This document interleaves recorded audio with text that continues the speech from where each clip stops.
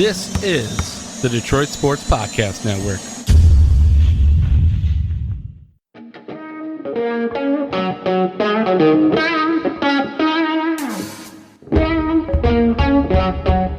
The biggest icon in podcasting.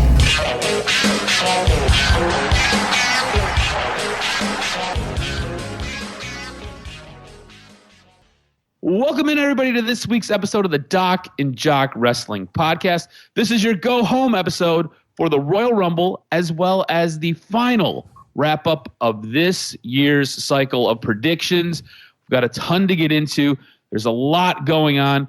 We've got Warner Brother Discovery making changes and taking back things and moving backwards and allowing stuff to happen. We've got Vince McMahon money amounts and how much he's worth. We've got Tony Khan with the power of persuasion. We've got a ton to get into. Like I said before, this was the week that was the go-home shows for the Royal Rumble, and we're going to kick it off with WWE. Kicking it off with me, as always, he's the one, he's the only, he is the Doc, John Macaroon. What's up, cuz? Man, I'm excited. It's that time. It's the Royal Rumble, a huge return. And, arguably coming off one of the best weeks of WWE programming in a long time. I will argue that the Raw 30 show that they put on was one of the best shows where they integrated old stars and the elevation of the feuds, the anticipation of what we're going to see tonight, Saturday. It's been a culmination of all the hard work a returning superstar has put in. I love the Royal Rumble. It's one of the big four, and I think some crazy shit could happen.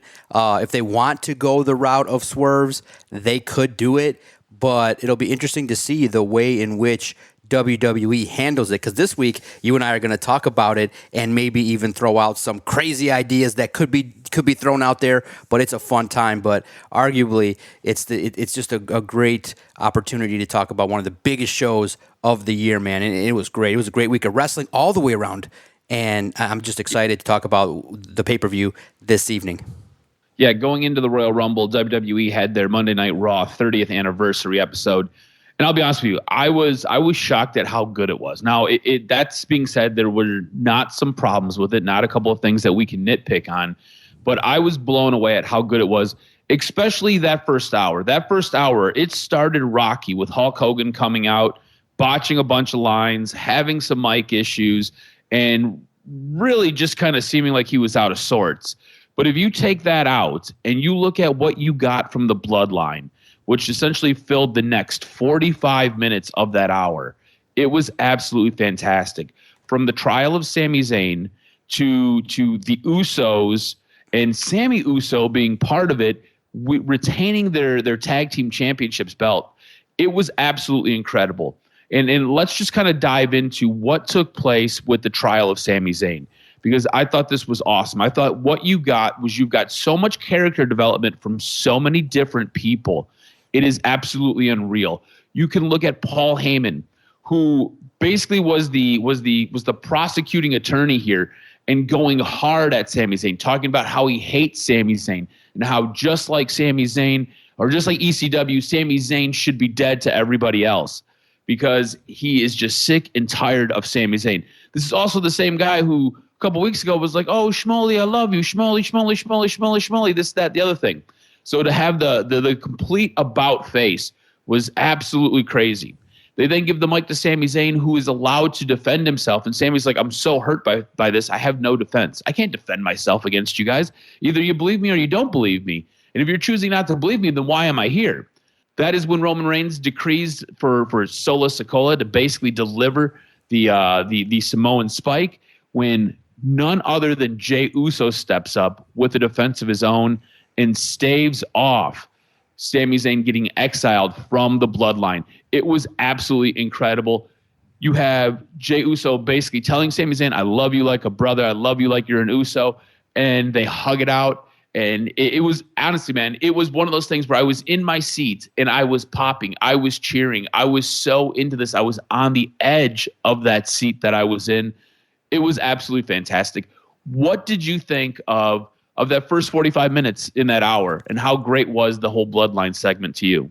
Yeah, kudos to the crowd who were into it, chanting ECW.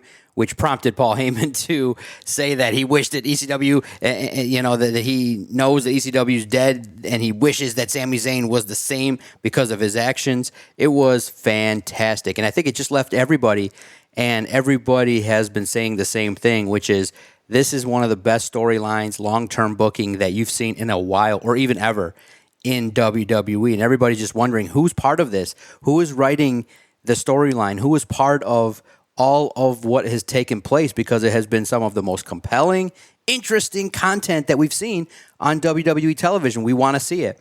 And it's elevated everybody. It's just been a supremely awesome opportunity to watch a storyline develop and keep adding layers. So that's what's awesome about it. I thought it was great. And, I thought that, Sammy's at first was, you don't put up a defense. Why not? Maybe he was succumbed to the fact that he knew he was guilty. You understand that he said, if you guys don't trust me by now, then screw it. Just, I'll accept my fate.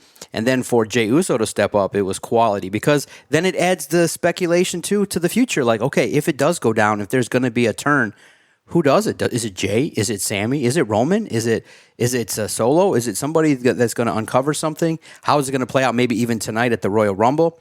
So all the intrigue that has been added to it, and then obviously with how Roman delivered the line, you're not guilty for now. And it just added the more intrigue for tonight's Royal Rumble. Like, what's going to happen tonight? How is it going to shake out? It probably is going to involve the match between Roman and Kevin. How does Sami Zayn shake out? It's probably going to involve Sami coming out and, having that split-second decision of who's going to, be the target of his attack. Is he going to attack Roman? Is he going to help Kevin Owens? How is it going to shake out? Or is he going to solidify finally his spot and take it in another direction? It's so fascinating to see. And man, it was so good. Such a good show all the way around in regards to all the old wrestlers, except maybe if you're a woman. Yeah, for sure. We're going to get into that in a second, but I do have a question for you. If you were booking this, how would you prefer to see basically the culmination of this storyline? Because I think we all believe that it's ending tonight. Would you prefer to see Sami Zayn turn on the Bloodline, get out ahead of it? Or would you prefer to see the Bloodline turn on Sami Zayn? How would you like to see this work out? Because I think either way it's framed, Sami Zayn is now a star. Yes. And I think either way it's framed, Sami Zayn is over with the crowd, and the crowd is going to cheer him. So basically he's going to fall into that babyface category. So how would you have this kind of play out? If you were booking the Royal Rumble tonight, how would you have the end of this Sami Zayn storyline play out? Would you have him say, you know what? No. I'm going to side with Kevin Owens and I'm going to turn on Roman Reigns and the Bloodline? Or would you have him stay turning on Kevin Owens or basically taking fists against Kevin Owens only for the Bloodline to then turn on him? See, I'm feeling froggy this morning. I'm feeling like, you know what? Could you have Kevin Owens win it? Could you have the title reign end now, at this moment? Could you have Sami Zayn be the reason that Roman Reigns loses his title based on what happened? He's like, look, I'm fed up. I did all this and it wasn't good enough for you. And boy, I think that would create a mega over star, which you don't have right now. You have one, and I think that's going to be one of the returning members of the roster. Could you, and then 2, Kevin Owens is over. 3, Seth Rollins is pretty much over. And now you have, could you elevate Sami Zayn into that upper level stratosphere of wild reactions? I think you could, maybe, but I just, the tough part is that Kevin Owens just yet doesn't seem to be the guy that you'd want to give the title to as opposed to others. So it's crazy, The thing is that you try and get into the mind of WWE. I just think they go straight with it, and they just have Sami Zayn stay with the Bloodline. I think that when you see the numbers and you see them being able to carry an hour, why not just have it be done at WrestleMania? That's the grandest stage of them all. Why do it at the Royal Rumble? If you're going to have the culmination of something, have it maybe at the have it at WrestleMania, so that it's in front of the biggest audience, the biggest crowd, the most over, all the fans there love it. So I think tonight, nothing is resolved yet at the Royal Rumble. I think that Sami Zayn sticks with the Bloodline, and we still see great segments for the next few months. Okay, interesting. Well, it'll be interesting to see kind of how this plays out. I think along this road, we've thought that this storyline was going to end a couple of times. Yeah. But it's just been so good. They keep continuing it, and it's not one of those things where you're tired of it at this point. You almost want it to keep going because you want to see the next chapter of this book. It's been absolutely fantastic. What wasn't fantastic on the Raw 30th anniversary was the way the women were utilized. This segment that we just got done talking about ran extremely long. So things had to have been cut and things had to have been trimmed back. And one of the things that were trimmed was a really high-profile match that was advertised, and that was a steel cage match between Becky Lynch and Bayley. This match never got started. It was supposed to basically take 2 segments. It took, I think, maybe 5 minutes. You had Damage Control beat down Becky before the match even started inside the ring. So it was just kind of tossed out. To me, as this took place, I was like, well, what was the purpose of this? This was stupid. This got nobody over. On top of that, there really wasn't any other contribution from the women. You had Charlotte Flair come out, cut a promo. You had Bianca come down and basically say, this is my house. And then you had Sonya Deville come out, and basically Charlotte set up a match between Bianca and Sonya, and we really could have did without that because that continued no storyline or moved anything along. The only person you had in the back was Alundra Blaze with a fake WWE Kids title, like she was going to throw it in the trash like she did when she was on WCW. For the women seemed to be really minimized on this program, especially when you have women like Beth Phoenix, who was absolutely incredible, Trish Stratus, who was awesome. The Bella Twins decided not to show up. And look, I'm not huge on whatever their contribution was to wrestling. I think they were part of that Divas era, and I don't know if whatever. Neither here nor there. The Bella Twins weren't there, and they had a lot to say. They were probably the most vocal and outspoken about everything. I think scrapping the match between Becky and Bayley, I think that's a money match. I think you could put that on a pay-per-view, and that could main event the pay-per-view. I think it would be fantastic. And that was just kind of thrown out. It was balled up. It was garbage. You had no mentions of Sasha Banks, even though you did mention a couple of other wrestlers that were part of AEW. So it was a little bit weird the way the women were utilized. Did you have any issue with how the women were utilized on this program? Looks like no Stephanie, no women. It's crazy. Yeah, it's crazy. for sure. It feels like a huge step backwards. But the manner in which WWE has been handling women as of late, are you terribly surprised? It's very top-heavy. They've eliminated the middle ground. The loss of Sasha has basically, and Naomi maybe has made the company realize, look, let's just take a step back. Let's highlight the top-end women, and let's just keep it moving. Because Bianca and Charlotte and Ronda, okay, they're getting attention. They're getting segments. But you realize, look, TV time is precious, and maybe they're looking inside the numbers. Maybe they're acknowledging something with the audience, or I don't know, because it seems like really in the end what the problem is the storylines that the women are getting are not as compelling. They're not as in-depth. They're not as top-end. They're not as impactful. So the women are left to kind of just handle what they can get, and it resonates because Stephanie did so much for the women to just basically, this was not just a last 10 years. This was 30 years of Raw. You've had great women. You've had great segments. You've had great opportunities, and for them to basically be overlooked, it resulted in another hashtag online, and people definitely noticed. It's a step backwards, and it's unfortunate because I don't see a scenario where it gets better for the women in the mid-card of WWE right now. Yeah, I'm not sure how it gets better either. You're going to have to do some work to maybe rehab this and really put an effort in to make it better.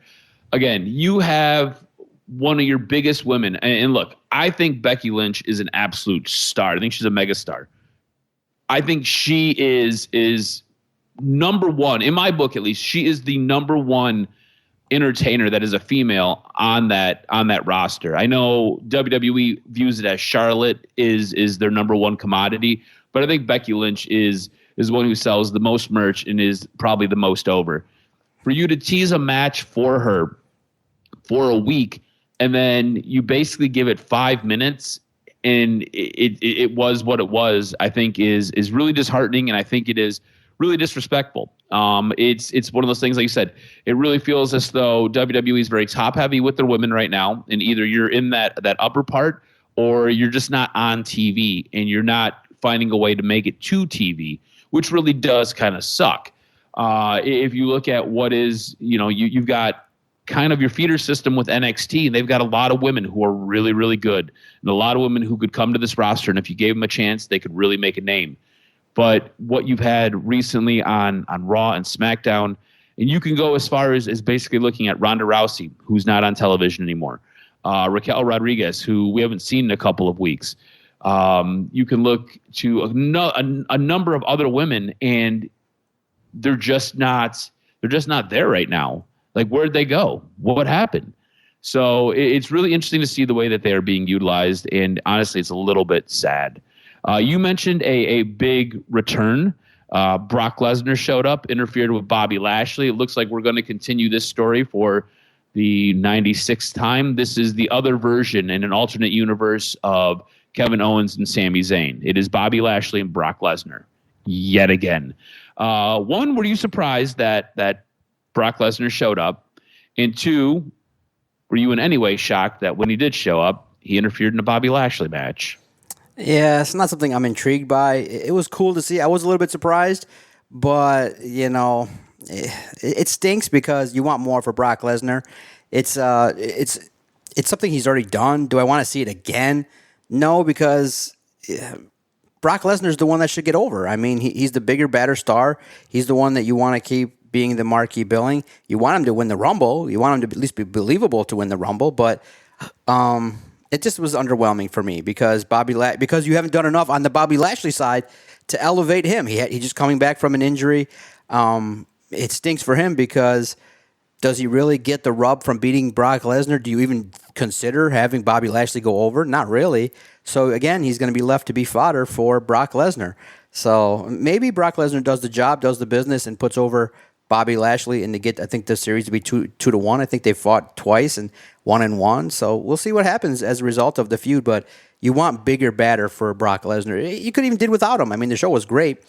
I wanted to see the conclusion of the Theory match. I wanted to see how it would have played out, but it didn't go that way. And Brock Lesnar's now back for the weekend festivities at the Royal Rumble. Yeah, and look, I don't think any of us should be surprised. We have a big show. Brock Lesnar makes an appearance. I also don't think you should be surprised. Brock Lesnar makes an appearance, and he kind of picks up where he left off, feuding against Bobby Lashley. Not surprised. There was a promo that Bobby Lashley cut earlier in the night where he said he handled his business with Brock Lesnar, and that was your tip that Brock Lesnar was showing up. So no big surprise there. You now fast forward to Friday, and this is your basically go home show for the Royal Rumble. And really, Friday Night SmackDown, to me, felt like it was more of a build to next week's SmackDown rather than the go-home show for one of your biggest pay-per-views of the year.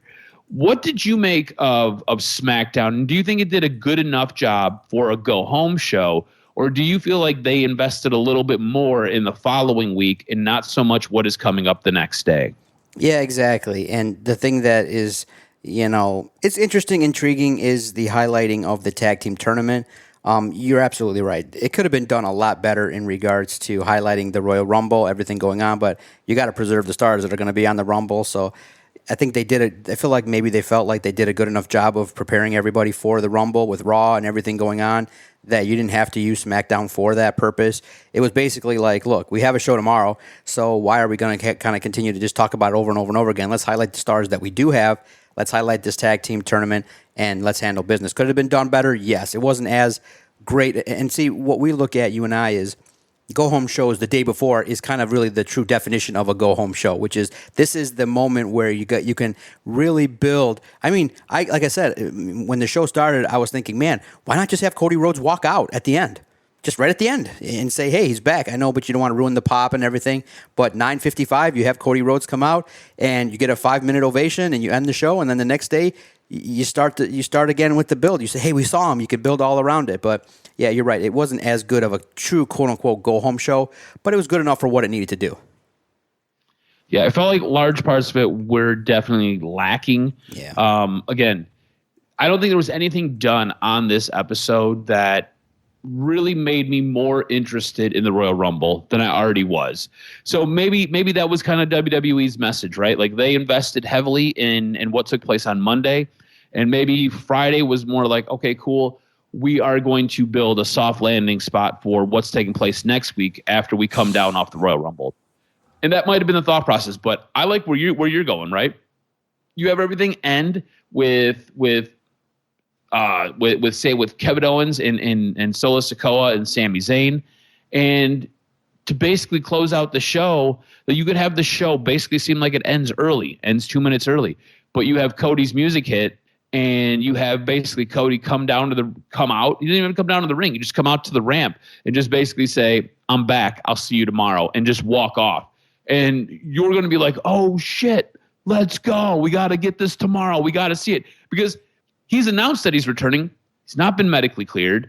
I feel like it was silly to announce that he was returning. You could have saved it because we were speculating whether he was going to be healthy for the Royal Rumble or whether he was going to return for WrestleMania. We knew he was coming back soon, but we didn't know how soon.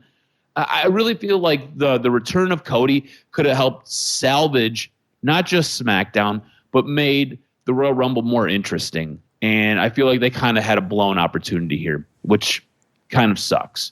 All that being said, we've got what appears to be a very small card, and a card that does not have a lot of shock and awe in it.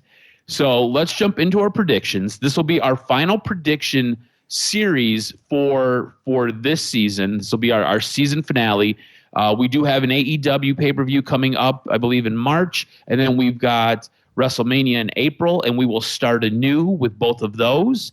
So this is going to kind of wrap us up for this season.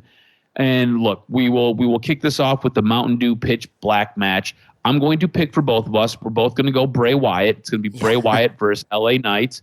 I don't think anybody is doing anything different here. I think where it starts to get really interesting is when you get into the Royal Rumble matches themselves. I think that's where it gets. Yes, but I'm curious. It gets really, really interesting. Yes, I'm curious. Do you think we get the reveal of who Uncle Howdy is? Do we get the payoff finally of whoever the hell is behind that mask? Could it be Bray's brother? Is it Bray Wyatt? Do we continue it? What's the best thing to do? Because I want to see. It's done. I mean, it's played out. That angle part of it. Let it be. The whole Bray Wyatt story is boring at this point. Yes. Like it is. You go back and you think this story has been going on since when? I think it was October.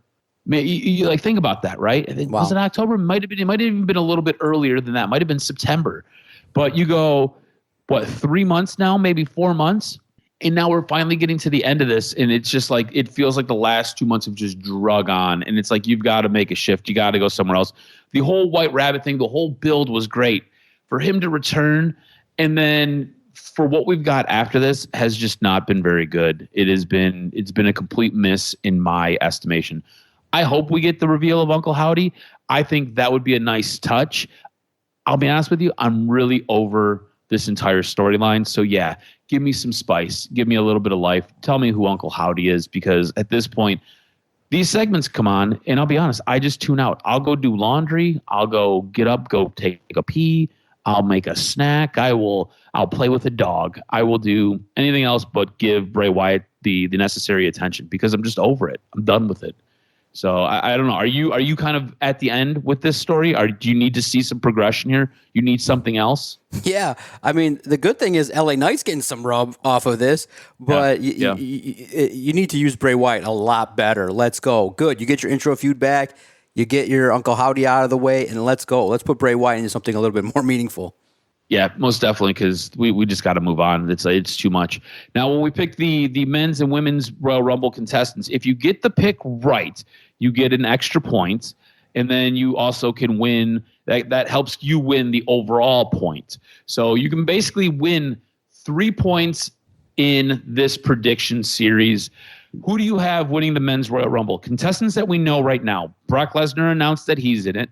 Kofi Kingston, Santos Escobar, Ricochet, Baron Corbin, Austin Theory, Seth Rollins, Bobby Lashley, Rey Mysterio, Gunther, Cody Rhodes, Omos, Braun Strowman, Drew McIntyre, Sheamus, and Karrion Kross.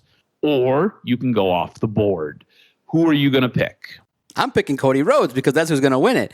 I think the final two should be Cody Rhodes and Sami Zayn, and let the crowd go ape shit to end the show.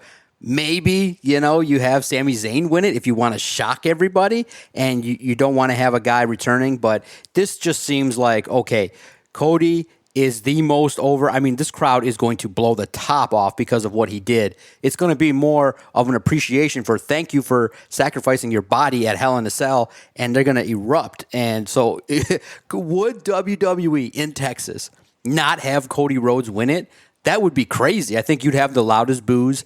And do you want to do that again? They've done that shit before where the resulting thing is people getting all pissed off and hashtag cancel WWE.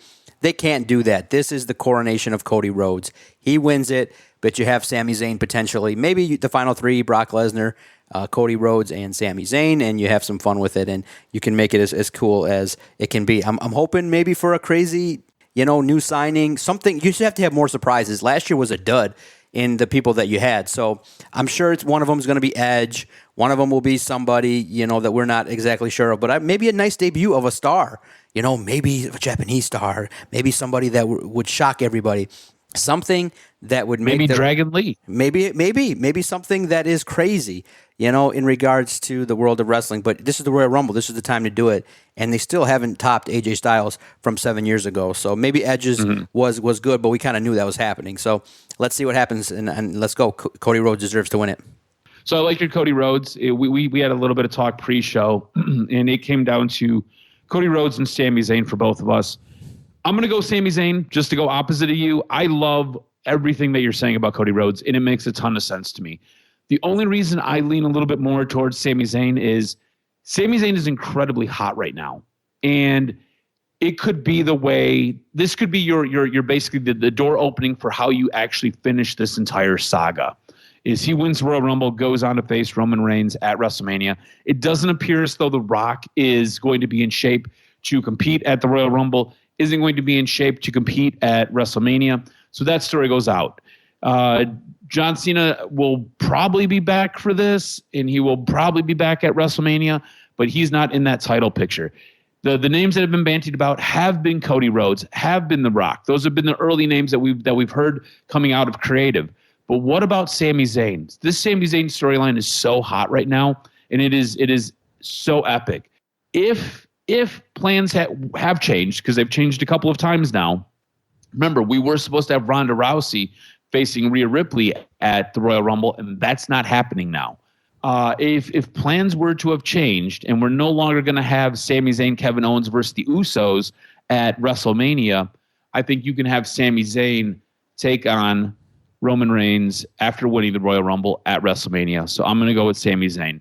I'll be honest with you. If I had to bet, I think yours is more of a sure bet than mine.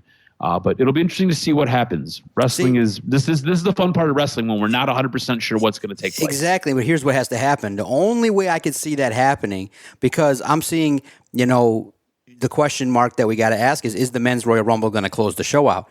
I could see Sami Zayn doing that and end up winning if you have him turn before. The match before, he turns on Roman Reigns. Kevin Owens is the champion. Now Sami is the factor. Now there's more of a buzz into the Rumble.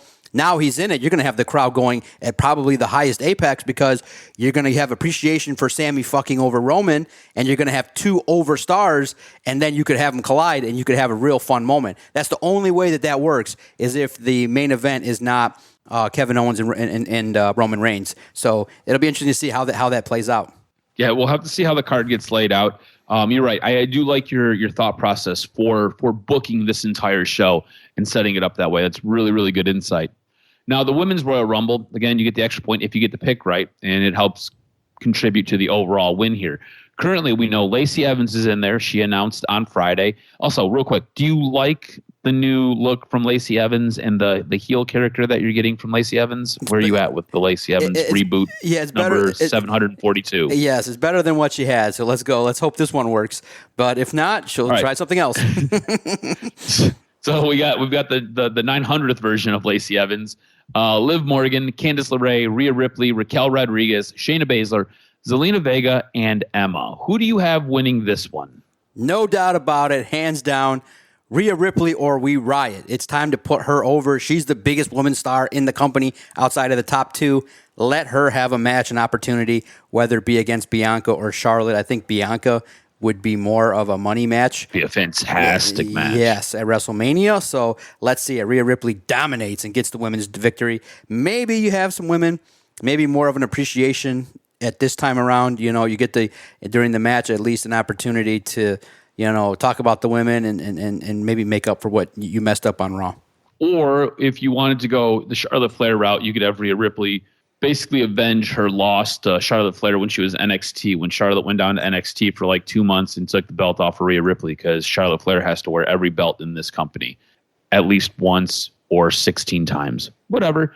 I'm not going to disagree with you. I think Rhea Ripley is the one. I think it is her time. I think she is a monster star. I think she's got a great look. I've been a huge fan of Rhea Ripley since she took the belt off of Shayna Baszler.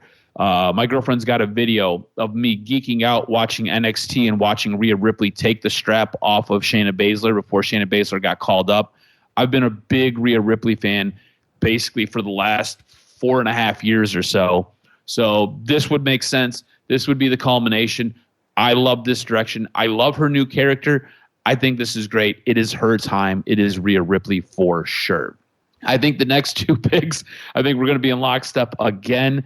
Really weird. We only really went different with the men's Royal Rumble here. But you've got the Raw Women's Championship. Does Alexa Bliss win this belt off of Bianca Belair? I don't think so. No. I think it's Bianca's time still. I think you could do a really great match at WrestleMania with Rhea Ripley if that's the direction you choose to go. Or again, you can go the Charlotte route if Rhea Ripley wins. But I don't think Alexa Bliss has it to beat Bianca Belair. I think Uncle Howdy plays a part. I don't know where we're going to go with it. I'll be honest with you. I'm tired of the whole storyline. I don't see Alexa winning this. It's still Bianca's time. I think she's fantastic. I got Bianca Belair winning this match. Yeah, absolutely. It'd be great maybe if you formulate the Bray Wyatt 6 here. You have her win it. I'm leaning a little bit more, giving at first when we started the recording, I was thinking it was 100% Bianca. I think now it's 80%, but yeah, I don't think you end the run at this point in time. It does seem though that you got to have some surprises. You got to have some. It could be here at this spot, so we'll see how it plays out. But at this point, I have to predict that it's Bianca Belair. All right, and then we've got our undisputed WWE Universal Championship match: Roman Reigns versus Kevin Owens. First question, do you think or do you like the fact that it's only for one belt? It's not for two belts. It's not for the undisputed, well, I guess it is the undisputed WWE Universal Championship, so it is both belts that he is wrestling for.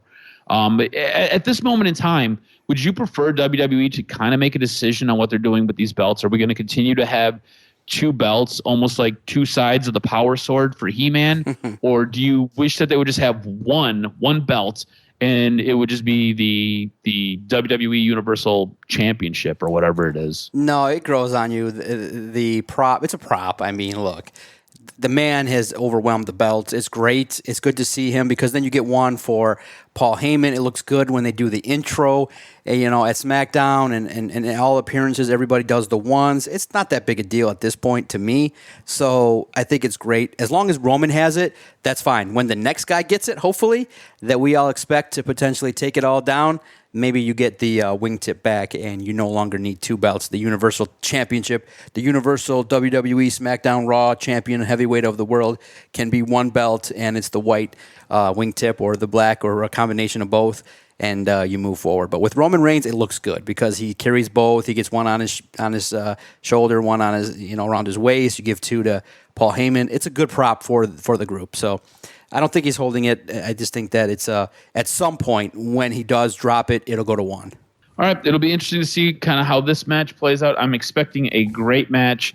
That being said, I'm sticking with the Tribal Chief. I've got Roman Reigns winning this match.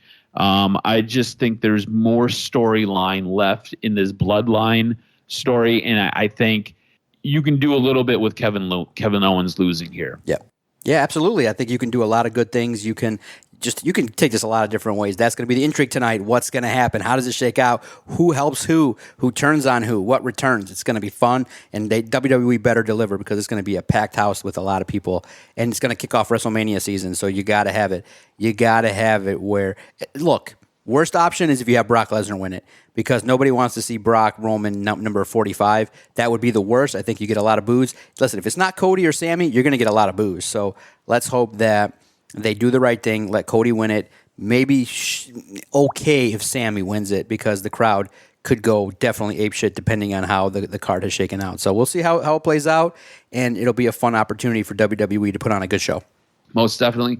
Expecting a great Royal Rumble. Again, we've both got Roman Reigns retaining his belt, as well as Bianca Belair. We both have Rhea Ripley winning the Women's Royal Rumble, and we both have Bray Wyatt beating LA Knight in the Mountain Dew Pitch Black match. The only place where we differ, and these are probably the odds-on favorites for betting, you've got Cody Rhodes winning the Men's Royal Rumble, and I've got Sami Zayn. Should be a fantastic show. Calling the card, I've got a 7-point lead. I lead 15-8 right now. This right here will culminate. This will be our season finale for calling the card, and we will start anew here in about a month or so with some new pay-per-views that we've got coming out. Let's transition over to AEW, because I thought what we got on Dynamite was absolutely fantastic. You had Tony Khan basically badger and persuade Warner Brothers Discovery into allowing Mark Briscoe to wrestle. They were allowed to do their tribute to Jay Briscoe a week later. I thought this was great. There was with the tribute video, I'll be honest with you, I stopped everything I was doing and I cried. I sat there and I had tears streaming down my face, because I don't know how you felt about the Briscoes, but I absolutely love the Briscoes. I love Jay Briscoe. I love Mark Briscoe. I love them together. I also love the fact that they loved each other so much, right?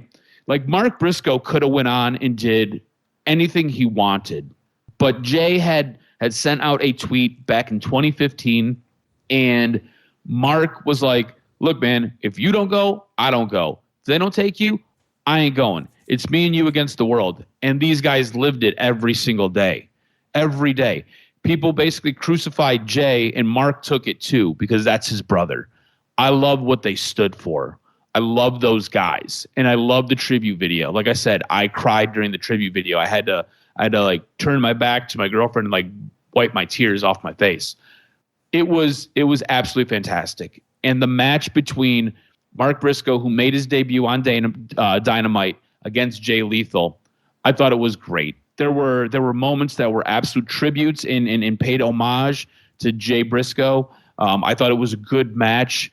I thought Jay Lethal, you could see, was just overcome with emotion, especially at the end of the match. He just lost it as he was walking up the ramp. I thought it was fantastic. I thought all of it was really, really good. I am upset with Warner Brothers Discovery for forcing Tony Khan and for forcing the wrestlers to basically beat down their door to force them to have this change of heart, and for not acknowledging all the hard work that Jay Briscoe did to basically make these changes and to basically try to rectify something that he did wrong, something that he was outspoken on, and he might not have been in the right place, depending on what your perspective is. And they basically ignored all of that. And it took this man basically dying, and it took everybody going to their doorstep for them to have the change of heart to allow his brother onto their television, when the show that comes on after is Dana White, who just got done piecing his wife up on New Year's Eve, slapping the shit out of her, gripping her up by her face and throwing her down. He is allowed to host a show that includes slapping people in the face, which makes no sense to me. So I'm happy that they did it. I'm sad that it took everything it took to make those changes. I thought it was absolutely stupid that it took all of that to make those changes. Thought the match was fantastic. I thought it was a great way to pay tribute to Jay Briscoe. I thought Mark, him being overcome with emotion was so raw. I thought it was great. What did you make of his debut on Dynamite? And what did you make of basically the whole Dynamite show? Because it was all built around Jay Briscoe. Yeah, it was nice to see. It was nice to see Mark use his brother's finishing move, and the wrestlers coming out afterwards. The tribute was spectacular. It was befitting of what the Briscoes meant to the industry. And look, things are changing. Triple H came out and put out a tweet. You've had Kevin Owens and WWE tag teams wearing the J or the Dem Boys around their armband. Times are changing where, yes, there's competition, but there's a mutual respect for the fact that if you enter and do the wrestling business, you're putting your body on the line for entertainment of people, and there's a respect level that should always be given to the performers, no matter what company, whether you're from an indie or, bingo halls or at the highest level of AEW, WWE, Impact, New Japan. There's a universal respect, and that's growing. And I think that you're starting to see that. And it's unfortunate it takes people passing away to kind of bring people together. And, sometimes in football, it takes, an athlete, collapsing to remind everybody that, hey, these are people that they're sacrificing their life potentially for entertainment, for competition. And in WWE, performers have sacrificed their lives, and their lives have been cut short because of performing. A lot of wrestlers have died in their 50s or died early, and this is so tragic. And that he's got a family, though, of course, there's no way you don't get impacted when you see pictures of Jay with his family and the wrestling business. It's the tight-knit community. So it sucks all the way around. On his birthday, too, nonetheless. So it was just tough all the way around, but it was a fitting tribute, and that's what you do, is you put on a great match, and the match itself was hellacious. Mark flying off the top there. The crowd was showing the proper amount of respect, so it was well done. And then, of course, Tony Khan embracing, Mark Briscoe, and that's the way it should be, is that, and that's what's good on Tony Khan. And look, I'm not as mad at Warner Brothers as you are. They're a corporate entity. They got to protect advertising. They got to look at stupid shit like that, But at the bottom line is they back down to one of their partners in Tony Khan, and that's the good thing, is that they had a stance that they took, and there's reasons behind it, but we don't got to talk about that now. They made a decision, and then obviously with the circumstances. And the good news is that Mark is now free to show up on AEW anytime he wants. So I think that's good, is that the ban has been lifted, and he can be part of AEW and be on television and honor his brother any single time. And plus, you got to still address the fact that they were the tag team champions of Ring of Honor, so you got to address it in some manner down the line. But it was well done, very classy. Dynamite in and of itself was very good. Adam Hangman Page and Renee, their backstage stuff is always intriguing. Takeshita coming out and doing his thing is always good. MJF, his promo is good, highlighting and elevating their feud. Bryan Danielson is doing his thing very well, carrying the company, and the matches were very, very intriguing on Dynamite. It was a good show, very good, succinct, handled everything to the utmost, and I think there was just an elevated level of anticipation for the main event, which always makes a show intriguing because you're waiting to see how everything shakes out. There wasn't really a dull moment. You look at everything and you realize, okay, the women were placed well with Toni Storm in her match. It was succinct and done very well. So I thought that Dynamite used their 2 hours very wisely this week. Yeah, I thought it was a really good show from Dynamite. I thought the way they built it around the Jay Lethal tribute was fantastic, and I thought the match to basically finish it was even better. I thought it was awesome. And look, we opened Rampage with a fantastic match as well. You had Hangman Page taking on Wheeler Yuta. And look, going into Rampage, I had zero expectations. I figured this would be a good match. I didn't think it would be as good as it was. I thought this was an absolutely incredible match. And this basically took up the first half hour of the show. And I thought it was fantastic. I want to know what your thoughts are on this new version of Hangman Page. He seems to be a little bit more cunning, a little bit more cerebral. Looks like he's playing mind games and trying to send messages to Jon Moxley. It's really weird to kind of see him almost like a switch has been flipped in him. Whereas a couple weeks ago, he was arguing with doctors, fighting to get back into this match, and somewhere along the way, it really feels as though he has kind of lost part of himself, and now he's looking to destroy Jon Moxley. I don't think it's being executed as well as it could be executed, but I think it's still getting the job done. And I do like this new version of Hangman Page. What are your thoughts on what you're seeing out of Hangman Page and the development of this character that you're getting? Yeah, and I think you make a great point, which is Hangman is trying to take his career to the next level of not only being a great in-ring performer, which he's known for, but also kind of enhancing his persona, his character. And when it's new, it just doesn't hit and deliver exactly right because it's outside the box. But it makes you curious. What does he want to do with Jon Moxley? How is he handling it? But plus, inherently, it is kind of subconscious that when you do get your bell rung, you do change. You're not the same person. So it's a great way to kind of weave into the fact that, yeah, I got a concussion. It was a bad concussion. Now I'm a different person. I'm a little bit more nasty. I'm not as ho-hum. I'm not this way. I want to be somebody that says, oh, you took my head off. I'm going to take your head off and then spit on it. So I like it. It's fine. I just want to see it evolve in a way in which he gets wins and really showcase. See, for me, at this point, obviously being a Shawn Michaels, Bret Hart fan, less so much on character and more on when it's time to, ring the bell and go in the ring, you handle your business. I think Hangman Page does that. He does that well. He had that. Now to bring your total package of what you bring to the table, you got to enhance the character. And that's what it was that Bret Hart and Shawn Michaels could always wrestle. And then WWE added their spice of like, hey, let's make it the Heartbreak Kid, the Hitman, the Hart Foundation, and all that. So I think that the Hangman Page formula is just fine. He has the technical skills to get it done. Now let's fuck around with the character and see what he can do. Yeah, it'll be fun to kind of watch this match coming up on Dynamite this week between Hangman and Jon Moxley. Yes. Jon Moxley is supposed to be cleared and supposed to be back. So I think maybe we add that other layer now to Hangman into what he's going to do.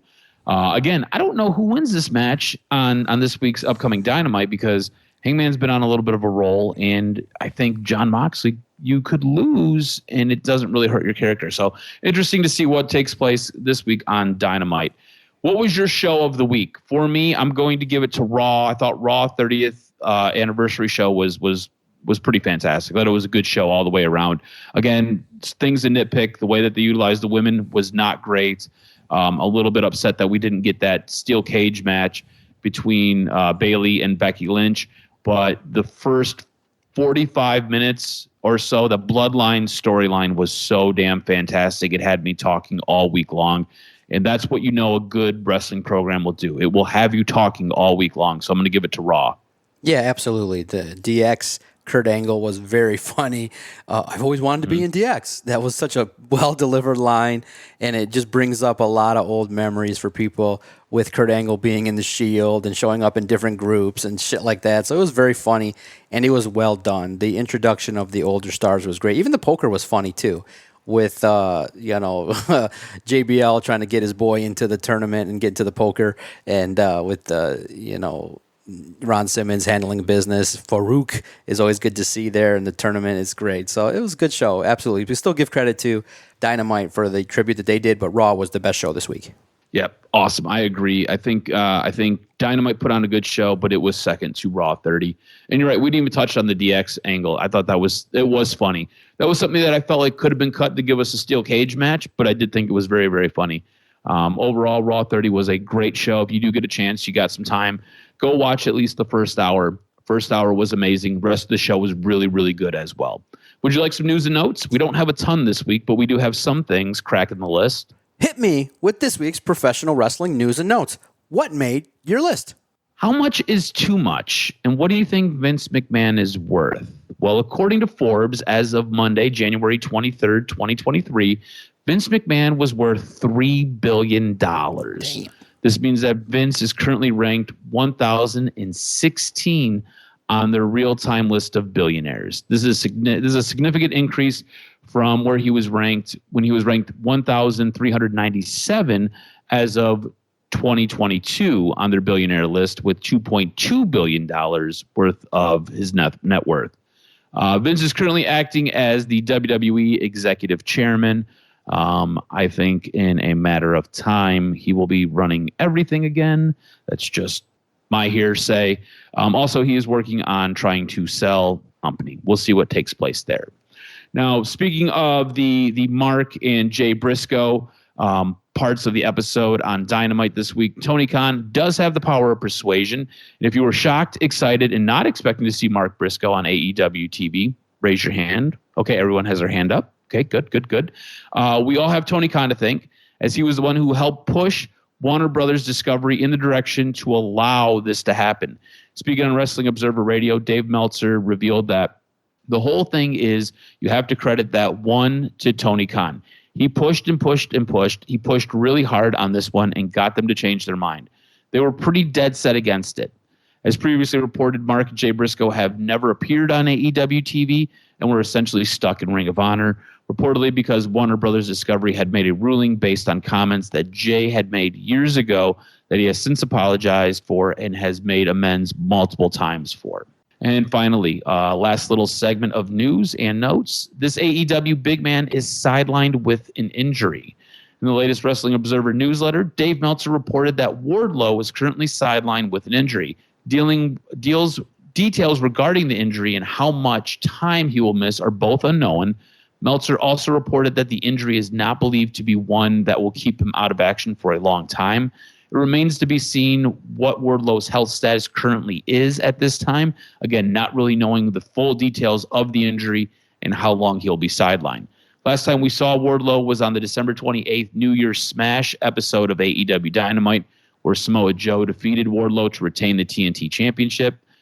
Prior to the match, Joe attacked Wardlow's leg and followed up on the assault during the match. Joe would continue his attack after the match and added insult to injury by cutting off Wardlow's man bun. So it'll be interesting to see when Wardlow comes back. Hopefully it's not a big-time deal. It's not a big, serious injury. Hopefully he's back very, very soon. But that's going to do it for this week's wrestling news and notes. Make sure you follow Adam on Twitter at AdamRSTROZ. Follow the network at Detroit Podcast.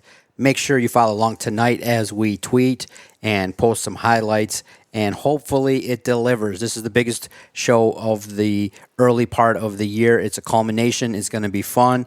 It's going to be great to see how this shakes out. I always love the Royal Rumble. Everyone gets excited with the countdowns, the debuts. Hopefully the women get a little bit more of attention and they have an opportunity to kind of showcase themselves. Let's not have any women getting cut. Let's make sure that WWE sets forth the path of 2023 with a great show, and I think it will be.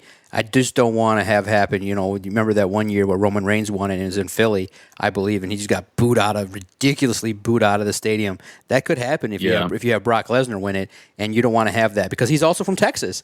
That's the intrigue you have if you have, probably, maybe now the odds-on favorite would be maybe Cody Rhodes and Brock Lesnar. But you don't want to have Brock Lesnar be the guy, because he deserves to be. He's a face. Right now he's a face, and he is a badass badass machine who shows up periodically. That's fine. But this night belongs to Cody Rhodes, and this is what it needs to be because I think it's money. I don't yet see another two drawing as much right now. Yeah, I don't want to see, people have started to hit rumors about who's been showing up to be at WrestleMania. I don't want to see Steve Austin and Roman Reigns. I don't want to see that. I want to see Cody Rhodes and Roman Reigns in the ring. WrestleMania, August 2nd, main event, Sunday. Let's go. Let's see what happens. And this show, the Royal Rumble, will be the one that kicks it off. For the Jock, Adam Strozinski, I am the Doc, John Macaroon. Thank you for listening to the Detroit Sports Podcast Network. I can't wait for next week as we break down the latest in the world of professional wrestling on the DocNJock Wrestling Podcast.